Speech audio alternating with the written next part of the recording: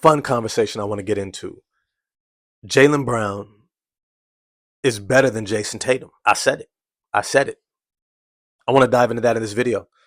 If you enjoy it, smash the like button for me, hit subscribe, the bell for notifications. You guys know the drill.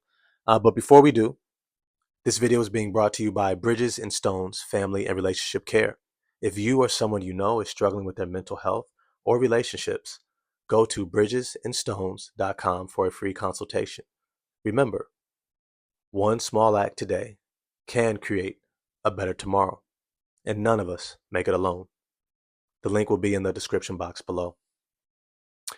Look, a lot of people in this debate of who's better, one, I think it's a shame that we live in such a hierarchical society where everybody's being ranked against one another. And so I guess I want to reframe it from who's better to just the differences within their game style and gameplay and what type of outcome that creates for this tandem.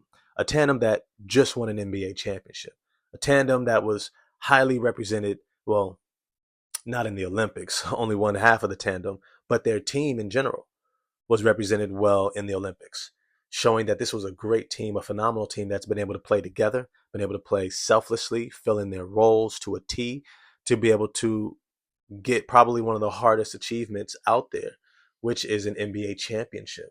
I'm still thinking about if it's more difficult than a gold medal. Probably so for American players, or a world title. That's a lot easier in international play because of their talent pool. All that's to say is this was a phenomenal team, and so this comparison or this observation of these two players in Jayson Tatum and Jaylen Brown is less to detract from one or the other, but more to take a look at what they offer or bring to the table so that we can have an understanding of what's taking place out there.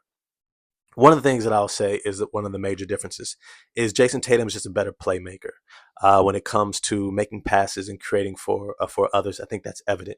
His handle is a little bit more smooth in terms of moving laterally, horizontally, and creating openings and opportunities for himself. He's also a little bit bigger, about 6'8", 6'9" now. He had kind of a growth spurt early in his NBA career where he went from 6'7", 6'8" to about 6'8", 6'9" and a half, close to 6'10" on a good day, which means that he can play more of that power forward position. He can also switch on the small ball centers, like a Bam Adebayo defensively, right? He's also a lot bigger now. He's probably close to like 240 pounds now versus coming into the NBA at probably around 218, 220 pounds, right? Don't get fooled by the draft or the measurements that are listed for players on NBA.com or most outlets. Most of those are taken at the draft combine when they're entering the NBA, not necessarily how they continue to develop and grow and get stronger and bigger. Chet Holmgren is a lot bigger and stronger than he was when he was drafted. He's no longer under 200 pounds. Kevin Durant, the same thing, right? He's probably closer to 230 pounds, but he came in close to 200 pounds, right? So don't get fooled by that. All that's to say is that's a big boy. However, one of the things that I've been critical of is that his game doesn't necessarily translate in the best way to higher levels of competition within the playoffs. Now, I know he's had some amazing exploits and opportunities to showcase himself against the Miami Heat in playoff rounds, the Milwaukee Bucks, against great teams. He has shown up and shown out against the 76ers. He's had some amazing series and even closeout games showing that he does have some of that clutch gene to say, hey, I can turn it on when it matters most so you can depend upon me. This is why they won a championship. Even though he wasn't probably the most, I don't want to say not the most effective player, he was effective in a different way throughout this NBA Finals run. And I'm going to dive into that in a moment. But in contrast, you look at a Jaylen Brown. Jaylen Brown is a far more vertical player. His handle is not as pretty, moving side to side laterally. His playmaking and facilitation skills are not at the level of a Jayson Tatum. And I think that that's okay because he's developed it to such a point where he's no longer the liability when it comes to playmaking and making the correct reads and not turning the ball over. But something that he has done is double down on what he is. And that is somebody who can get vertical on you extremely fast. He can get downhill to the rack, get his hips past you, use his physical strength to bump you off, initiating contact, and he can explode at the rim. And he's either finishing over you or he can use some bully ball now and score against you in the post to create his own shot with that little Michael Jordan, Anthony Edwards, Kobe Bryant, fadeaway that has been popularized, but not everybody can do. And he's added those wrinkles to his game to where it's not about him being able to facilitate because he can get all the way to the rim. And when you have Drew Holiday and Derek White and even Jayson Tatum, his role is far more resigned to his strengths. But this is the major factor that I would point out in why I like Jaylen Brown more in terms of my number one option is because how he's constructed internally. When things get intensified, he elevates his game. Right? If you watch that Boston Celtics versus Golden State Warriors NBA Finals series a few years back, what you saw was Draymond first. The Celtics were dominating early on, and Jaylen Brown was the better player in that series. Now I know the focus of the defense was on stopping Jayson Tatum, but Klay Thompson back then could still defend. Draymond Green could still defend. Andrew Wiggins was still getting switched onto both. Right? They were still defending at a high level. That's how they got to that point. So it's to say that it wasn't like Jaylen Brown was going up against Stephen Curry, right? Who has improved a lot as a defender, but it's to say that he still had a lot of resistance. He was still the better player because his game was built for that style of play.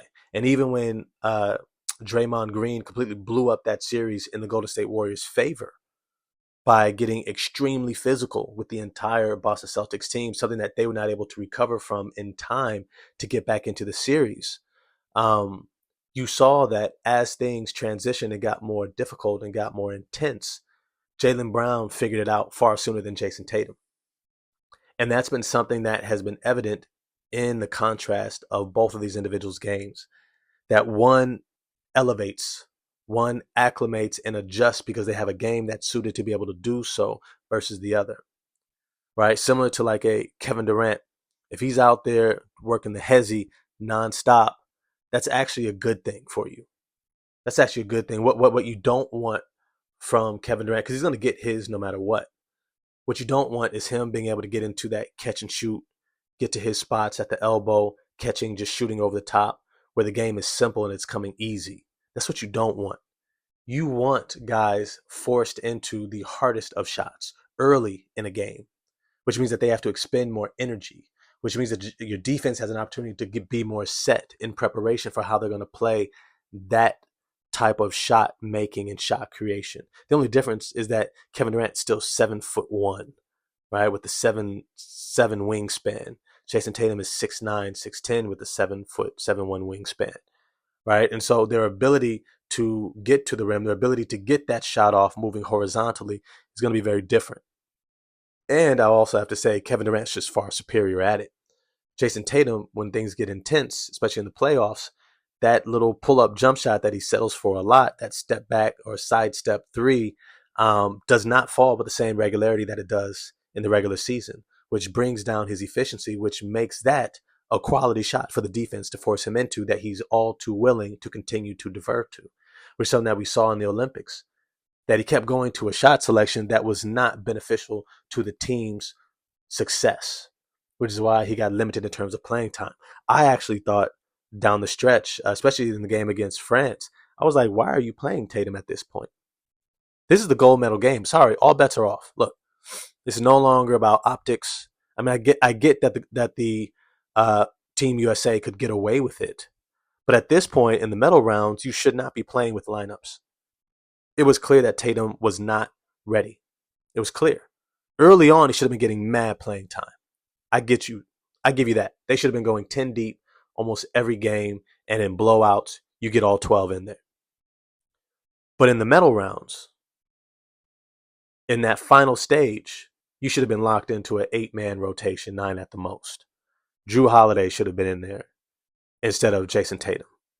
He should have been in there instead of, I think, Devin Booker too, but that's more of Steve Kerr's limitations. All that's to say is that Jayson Tatum's game doesn't really translate to a higher levels of intensity.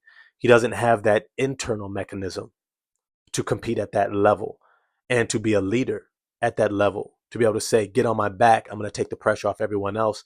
I'm going to get the baskets that turn the tide, that shift the momentum, that allow us to maintain our edge and our place in this game. If you watch the NBA Finals, you watch the whole Eastern Conference playoffs, Jaylen Brown's ability to score when it was needed the most was what stood out more so than Jayson Tatum scoring.